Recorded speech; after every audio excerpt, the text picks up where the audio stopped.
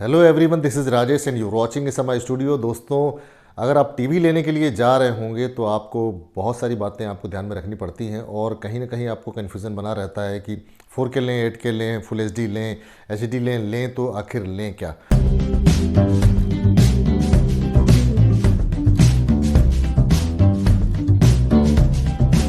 तो दोस्तों, आज इसी के बारे में मैं कुछ चीज़ें आपको बताने वाला हूँ। मैं 9 ऐसे टिप्स बताने वाला हूँ जिनको आप फटाफट सुन लीजिए और इस वीडियो को ज़रूर लास्ट तक देखिएगा। ये बहुत बड़ा वीडियो मैंने बनाया नहीं है।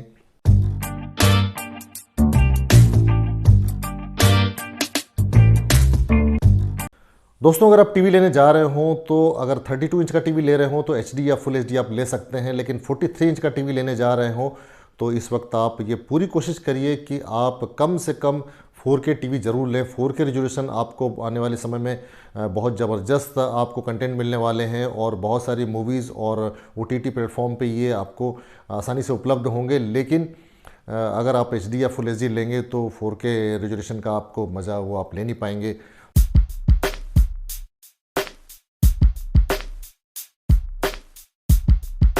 तो दोस्तों, लेकिन हाँ, 8K टीवी अगर आप लेने का सोच रहे हो या 8K टीवी आपने कहीं देखा हो तो उसके बारे में फ़िलहाल तो आप उसको अभी दूर रखिए, क्योंकि 8K टीवी एक तो कॉस्ट में बहुत ज़्यादा है और वो कई गुना कॉस्ट है, वो करीब 8 to 10 टाइम वो महंगा हो जा रहा है टीवी। और इस टीवी को लेने का कोई मतलब अभी नहीं बनता, क्योंकि अभी साल 2 सालों तक इसके कंटेंट्स आपको मिलेंगे नहीं। अगर कहीं पे मिल भी रहे हैं तो बहुत लिमिटेड कंटेंट्स आपको देखने को मिलेंगे, बहुत सारे कम मूवीज़ आपको मिलेंगी और उसकी मेमोरी भी आपको बहुत ज़्यादा चाहिए। तो इसके लिए उसको डाउनलोड करना और देखना वो बहुत प्रैक्टिकल नहीं है दोस्तों।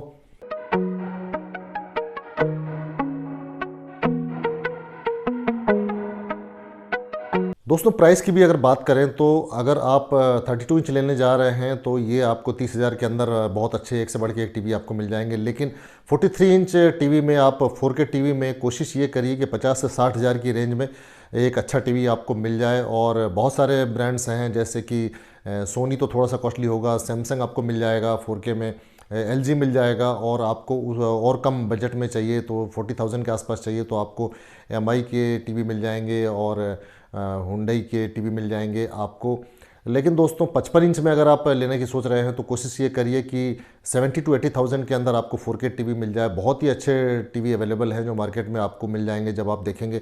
और अगर 65 इंच या 75 इंच लेने की सोच रहे हैं तो कोशिश ये करिए कि 1 लाख से 20,000, 1 लाख या 1,20,000, 1,30,000 के अंदर बहुत बढ़िया टीवी अवेलेबल हैं जो कि आपको बहुत आसानी से उपलब्ध हो जाएंगे 4K में।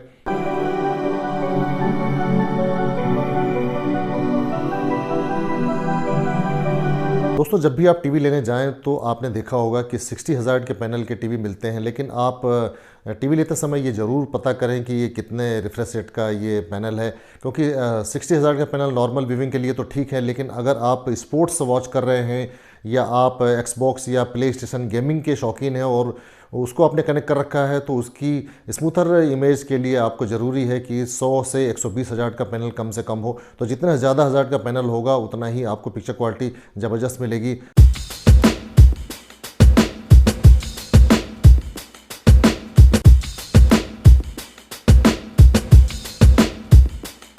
दोस्तों, टीवी खरीदते समय एक चीज़ जानना बहुत ही ज़रूरी है। 43 एंड एबोव में आपको HDR कंपेटेबल ज़रूर होना चाहिए कि वो HDR को सपोर्ट करता है कि नहीं सपोर्ट करता है। HDR10 और उससे ऊपर का आपको जो है सपोर्ट ज़रूर होना चाहिए उसके अंदर में। उससे आपको कलर जो है बहुत ही रियलिस्टिक और पिक्चर इमेज बहुत ही अच्छी मिलेगी। दोस्तों, HDR टीवी में जो है कॉन्ट्रास्ट बहुत ही ज़बरदस्त मिलता है, कलर के जो है वेरिएशंस बहुत अच्छे होते हैं।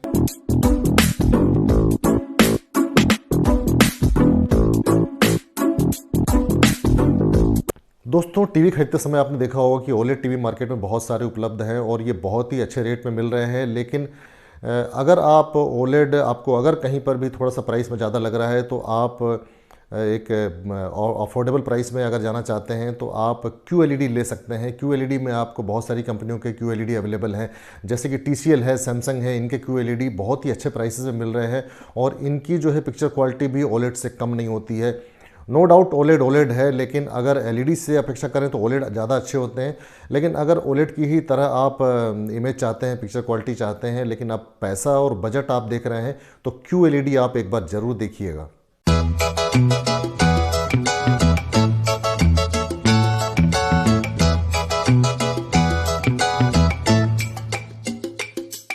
दोस्तों टीवी लेते समय कनेक्टिविटी और पोर्ट्स के बारे में ज़रूर जानकारी ले लें। कम से कम 3 से 4 HDMI पोर्ट होनी चाहिए और HDMI पोर्ट में भी जो अपडेटेड जो वर्जन है 2.1 ज़रूर होना चाहिए। अगर आपको स्पोर्ट्स और एक्सबॉक्स और PS5 PS4 आपको कनेक्ट करना है तो उसके लिए ज़रूरी है कि 2.1 का जो है आपको उसमें पोर्ट HDMI होना चाहिए।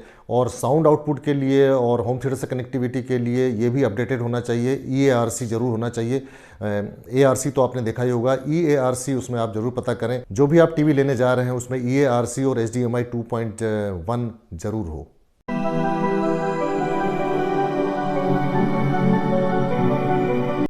दोस्तों जैसे जैसे टीवी पतले होते जा रहे हैं और मॉडर्न टीवी होते जा रहे हैं, स्लीक होते जा रहे हैं, बेजल लेस होते जा रहे हैं, उसी तरह से उनके अंदर साउंड की जो थोड़ा सा जो क्वालिटी है वो जो है उतनी बेस के साथ में नहीं आ रही है। तो कोशिश ये करिए कि अगर बहुत प्रीमियम टीवी है, जैसे सोनी के टीवी हैं जिसमें बिल्ट इन वूफर आ रहा है, वो कुछ और भी टीवी हैं ऐसे जो बिल्ट इन वूफर के साथ में आते हैं और उसमें बेस आता है, लेकिन उसकी वजह से हो सकता है कि कॉस्ट बहुत ज़्यादा बढ़ जाती हो। लेकिन अगर आप कोई बजट टीवी या कोई 43 इंच का कोई ठीक ठाक टीवी अगर ले रहे हो तो उसमें साउंड क्वालिटी के लिए आप एक साउंड बार प्लान कर सकते हैं। सिंगल साउंड बार भी बहुत सारे मार्केट में आ जाते हैं। 4 से 5 हज़ार रुपये से लेकर के 10 से 12 हज़ार 15 हज़ार रुपये तक के बहुत अच्छे साउंड बार मार्केट में आपको मिल जाएंगे। आप 2.1 ले सकते हैं या सिंगल साउंड बार ले सकते हैं। 5.1 साउंड बार भी मार्केट में उपलब्ध हैं, वो भी आप टीवी के साथ प्लान कर सकते हैं। इससे आपको जो है बेहतर साउंड क्वालिटी मिल पाएगी।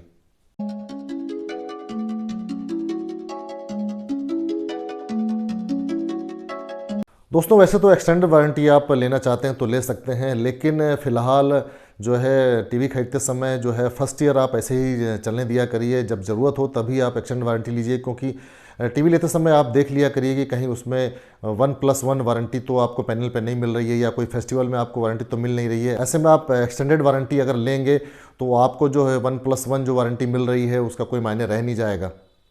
दोस्तों ये बाइंग टिप्स आपको कैसी लगी कमेंट करके ज़रूर बताइएगा, और अच्छा लगे तो लाइक शेयर सब्सक्राइब जरूर कर दीजिएगा। इसी के साथ मुझे इजाज़त दीजिए। नमस्कार, जय हिंद।